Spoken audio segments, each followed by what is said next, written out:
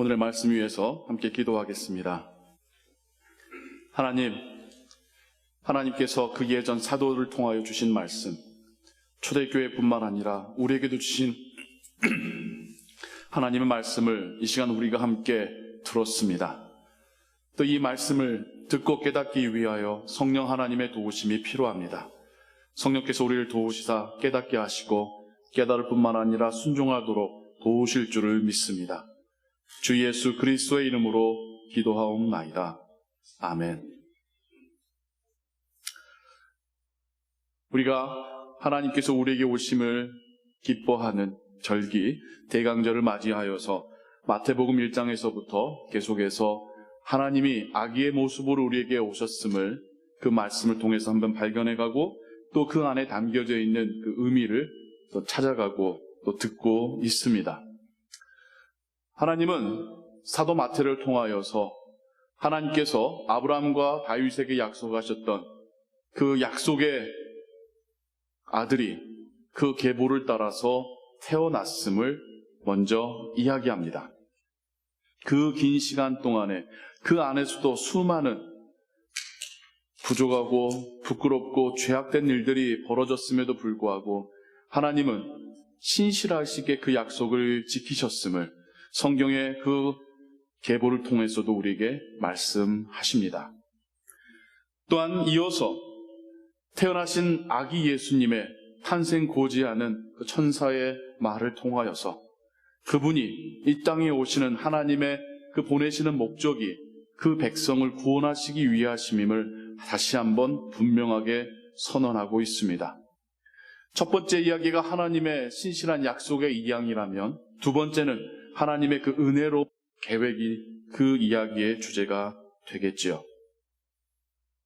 하나님께서 인간이 되셨음이 하나님이 임마누엘로 우리 옆으로 다가오심이 어떤 의미인지를 그리고 오늘날 하나님의 자녀된 우리에게 하나님이 원하시는 사람들에게 찾아가서 그 옆에 있어주는 것이 어떤 의미임을 우리가 그곳에 가서 하나님의 자녀로서 살아간다는 것이 어떤 의미임을 우리가 지난 시간에 함께 묵상했습니다.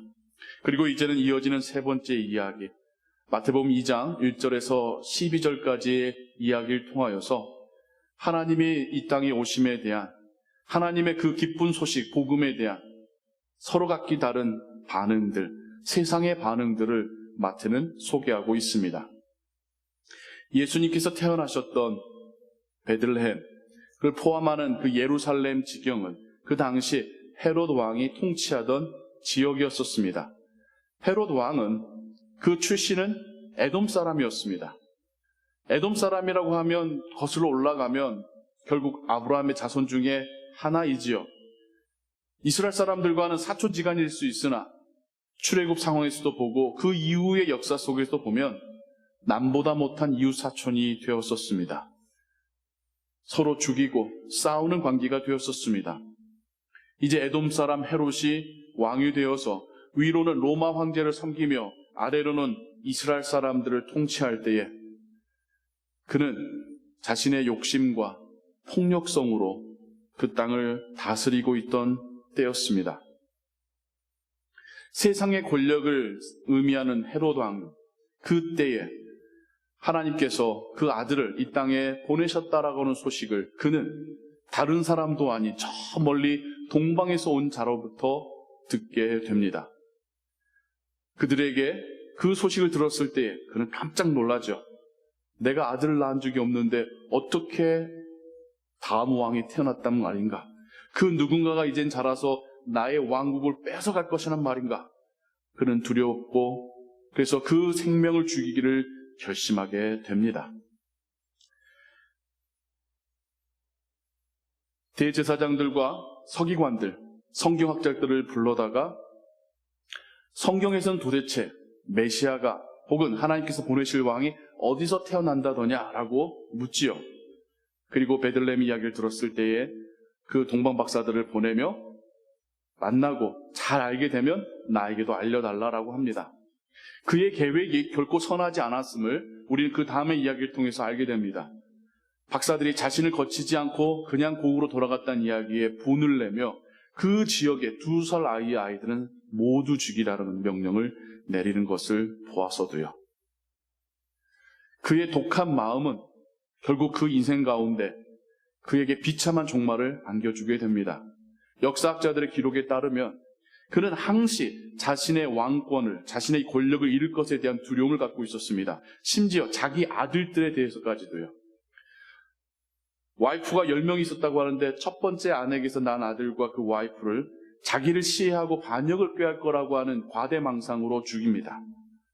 두 번째 아내와 그 아내가 낳은 아들도 또한 죽입니다. 심지어 세 번째 아내와 그 아들까지도 죽입니다.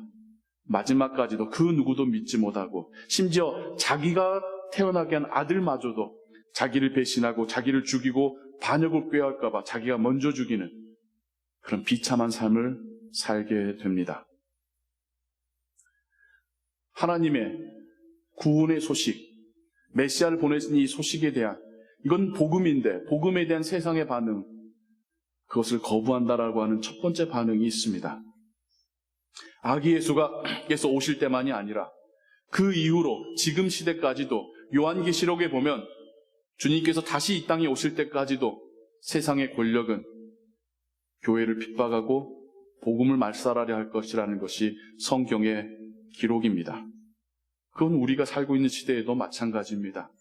보이게 보이지 않게 교회를 탄압하고 핍박하는 이야기들이, 우리의 믿음을 조롱하는 이야기들이 세상과 함께 어울려 살라고 하면서 자연스럽게 우리를 유혹하는 그 세상의 풍조가 우리의 삶 가운데서도, 우리가 사는 이 시대 가운데서도 분명히 있습니다.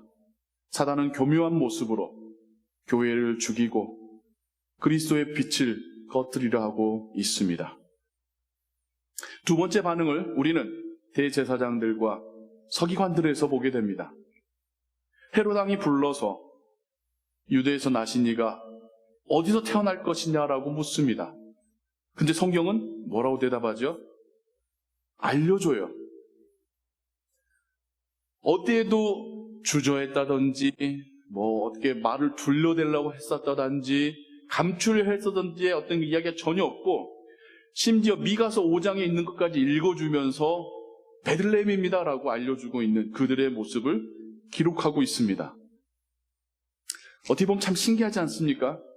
왕궁에서 일어난 그 일이 어떻게 사람들에게 이제 다 알려지고 사도를 통하여서 기록에까지 남겨져서 2000년이 지나오면서까지도 메시아의 태어나심을 가감없이, 조금의 주저함 없이 그를 죽일 것이 뻔히 보이는 헤롯 왕에게 알려준 이 사람들에 대하여서 기록하고 있습니다. 보면요, 성경 안에 보면 참 은밀하게 이루어졌을 것 같은 이야기도 결국에는 사람들에게, 제자들에게 알려지고 하나님도 알고 계시고 성경에까지 기록하게 하신 많은 이야기들을 보게 됩니다. 세상에 영원한 비밀은 정말 없는 것 같습니다. 그들이 어떤 심정으로, 어떤 생각으로 그랬을까요? 저는 딱 하나의 단어가 떠오릅니다. 별 관심 없다는 무관심입니다. 저 멀리 동방에서 찾아온 이들이, 그들이 특별한 별을 보고 위대하신 왕의 탄생을 직감하고 왔다고 해도 대제사장들과 서기관들은, 그 누구보다도 하나님을 예배하고 하나님 말씀을 안다고 했던 그들은 이 소식에 무감각했습니다. 관심이 없었습니다. 진짜 태어났을 거라는 거 믿겨지도 않았고, 그래서 헤롯 왕이, 이방의 왕이 물을 때에 별로 거리낌 없이 알려주고 있죠. 무관심은 교회를 핍박하는 일에 자기도 모르게 돕고 있다는 사실을 성경 우리에게 말해줍니다. 이러니 우리는 마태복음 후반에서 예수님이 사역할 때에도 예수님의 사역에 대하여 사사건건 방해하고 트집잡고 고소하고 예수님의 사역을 막았었던 그들이 그냥 우연이 아니었었음을, 예수님이 태어날 때부터도 믿지도 않았고 그 죽음의 위기에 놓이는 일에 서슴없이 동조했었음을 우리는 성경에서 발견하게 됩니다. 무관심이 이러합니다. 성경을 잘 알고 성경의 계시까지도 잘 알고 있었던 그들이지만 진짜 하나님에 대하여서는, 하나님의 구원 소식에 대해서는 무관심했던 그들은 메시아의 오심을 방해하라는 이들의 그 폭력적인 계획에 동조하고 있는 것입니다. 우리가 그리스도인으로서 혹 우리에게도 무관심이 있지 않는지는 한번 돌아볼 때이기도 합니다. 무관심이란 게 별거 아니에요.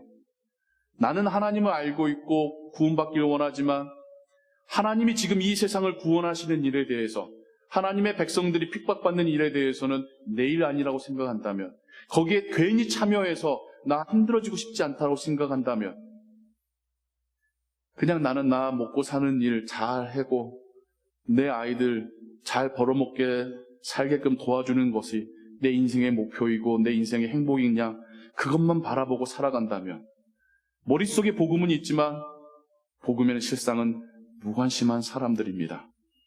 복음은 나만 구원하려고 하나님이 주신 것이 아니라 나를 통하여 다른 사람도 구원하시기 위하여서 나에게 주셨다라는 사실을 깨닫는 자가 진정한 그리스도인일 줄로 믿습니다. 오늘도 우리가 만약 세상에서 일어난 일들에 대하여, 하나님을 믿는 믿음을 핍박하는 일들에 대하여, 하나님의 교회를 핍박하는 일들에 대하여서 우리 주변에 하나님을 알아야 되고 만나야 되는 사람들이 있음에도 불구하고, 아니 심지어 그들이 마음속으로는 그 누군가가 손내어주기를 바라는 그 사람들이 있음에도 불구하고 무관심하고 있다면,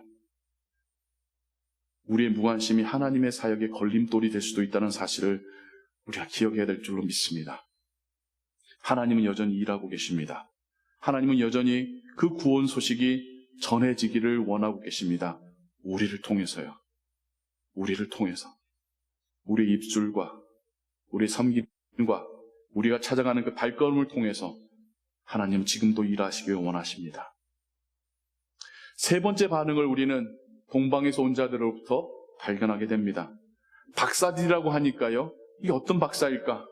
어떤 PhD일까라고 생각하실 수 있는데, 구약에 보면 점성술사들 혹은 꿈을 해몽하는 자들, 미래를 예지하는 자들, 이런 사람들을 박사라고 부르고 있습니다. 다니엘서에 다니엘과 혹은 다니엘이 거느린 사람들에 대해서도 박사라고 칭하고 있습니다.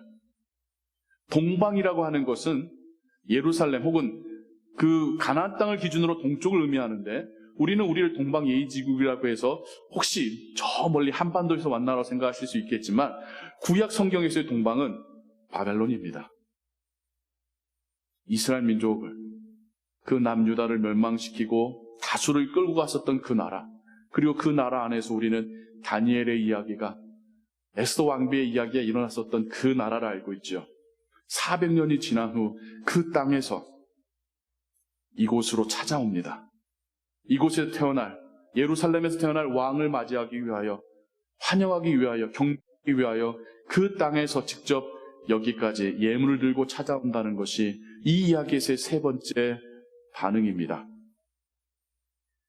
하나님의 백성들을 핍박했었고 정복했었던 자들이 이제는 그들에게 찾아와서 함께 하나님을 예배하는 이 이야기는 이사야 60장에도 기록되어 있는 하나님의 뜻이었습니다. 하나님의 그 뜻대로, 계획대로 이방인들이 하나님 앞으로 나와 하나님을 예배하고 그들의 예물을 하나님께 드리는 이 장면이 지금 마태복음 2장에서 실현이 되고 있는 것이죠. 그리고 그 이방인들이 바로 우리입니다. 유대인의 관점으로 우리 모두가 이방인들입니다.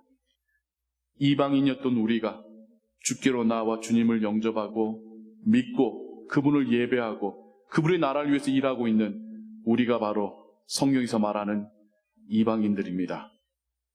이 얼마나 기쁜 소식입니까? 하나님께서 우리를 부르시고 하나님 나라의 일원으로 참여시켜 주셨습니다.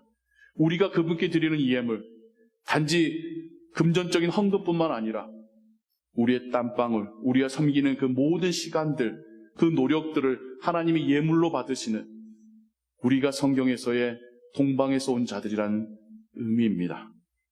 하나님은 우리를 통해서라도 이 땅에 보내신 당신의 아들이 환영받기를 원하셨고, 또 그들의 이야기를 통하여서 이분의 구원의 목적이 유대에게만 머물러 있는 것이 아니라 온 열방을 향한 하나님의 구분이심을 성경을 통해서 분명하게 말씀하고 계십니다. 그리고 나서 그날 저녁 천사가 이들에게 헤롯에게 가지 말고 내가 알려주는 길을 통해서 돌아가라고 명하시지요. 그리고 그들은 올 때는 별을 따라왔다면 예수님을 만난 이후에는 천사의 지시를 받아서 그들의 고향으로 돌아가게 됩니다. 그리고 그들이 드린 이 예물들, 하나같이 귀하고 값진 그 예물들은 훗날 이제는 예수님의 가족이 애굽으로 피신하여 이민 갈 때에 아주 중요하고 요긴하게 쓰인 그런 자금이 되었을 것입니다. 세상은 하나님의 일을 방해하고 어그러뜨리려 하지만 하나님께는 그 속에서도 여전히 그 길을 인도해내시고 하나님께서 계획하시고 준비하신 것들을 통해서 이루어갔음을 우리는 오늘의 이야기를 통해서 발견하게 됩니다. 우리가 이 계절 하나님을 예배하며 우리를 이곳까지 인도하신 하나님이 또는 앞으로 우리가 나아갈 길도 보여주시고 인도하실 것을 확신하게 되기를 소원합니다. 하나님이 우리를 통해서 준비하신 일들이 이루어져 나갈 것을 믿으시기 바랍니다. 여전히 하나님은 일하시고 계시고 처음 오셨던 그 주님이 약속대로 다시 이 세상의 구주로 왕으로 오실 것을 믿고 무관심하는 것이 아니라 언젠가 나중에 나 죽고 난 다음에 되겠지라고 안일하게 생각하는 것이 아니라 이 땅 가운데 지금도 하나님의 나라가 임재하며 이루어져 가고 있음을 믿음의 눈으로 보고 그 사역에 참여하는 우리와 우리 교회 되기를 주님의 이름으로 축원합니다. 기도하겠습니다. 하나님 우리 아버지, 우리를 저 먼 땅에서부터 부르시어 하나님을 예배하는 자들로, 하나님의 자녀들로, 이젠 예수님의 제자로 삼아주시니 감사합니다. 이 땅 가운데 이젠 우리가 복음의 파수꾼이 되게 하시니 이 거룩한 사명을 위하여 살게 하여 주옵소서. 우리의 입술로 복음을 말하는 일에 주저하지 않게 하옵소서. 우리의 손과 발로 섬기고 찾아가는 일을 순종하게 하여 주옵소서. 나보다 능력이 크신 하나님께서 그 모든 일 위에 먼저 행하시고 또 계획한 바를 이루어 가시는 것을 우리의 눈으로 보게 하여 주옵소서. 세상은 보이게 보이지 않게 우리의 믿음을 조롱하거나 핍박하고 있습니다. 우리가 더욱더 믿음 위에 말씀 위에 서게 하시고 흔들리지 않는 걸음으로 하나님 나라 향하여 나아가게 하여 주옵소서. 나 혼자 그 나라에 가는 것에 만족하는 것이 아니라 하나님께서 부르시고 찾고 계시는 그들과 함께 손잡고 나아갈 수 있는 우리의 믿음의 여정이 되게 하여 주옵소서. 우리의 자녀들을 하나님께 올려드리며 기도합니다. 그들 마음 가운데 믿음의 씨앗을 심으신 하나님, 싹이 나고 자라 하나님 나라를 위하여서 귀한 열매 맺는 하나님의 일꾼들, 자녀들 되게 하여 주옵소서. 그들이 나아가서 살아가고 일할 때에 그들을 통하여 그곳에 하나님의 나라가 임하게 하여 주옵소서. 하나님, 우리 마음 가운데 주신 기도의 대상자들을 위하여 기도합니다. 그들도 함께 초대되어져서 함께 하나님을 만나고 기뻐하며 하나님을 예배하는 날이 속히 오게 하여 주옵소서. 하나님, 우리에게 허락하신 선교지와 선교 동역자들 위하여 기도합니다. 아버지, 우리를 대신하여 또 우리와 함께 찾아가서 그곳에서 복음을 전하는 선교사님들과 그 선교지를 위하여 기도하오니 그곳에 하나님의 놀라운 은혜와 능력이 나타나게 하시고 그곳에 복음이 선포되게 하시고 그곳에서 구원받고 하나님께로 인도되는 영혼들이 열매 맺혀지게 하여 주옵소서. 주의 교회는 이 시대 가운데 계속 하나님께서 맡기신 구원 사역을 감당하므로 교회의 역할을, 교회의 열매를 맺게 하여 주옵소서. 모든 것 주께 의지하오며 예수 그리스도의 이름으로 기도하옵나이다. 아멘.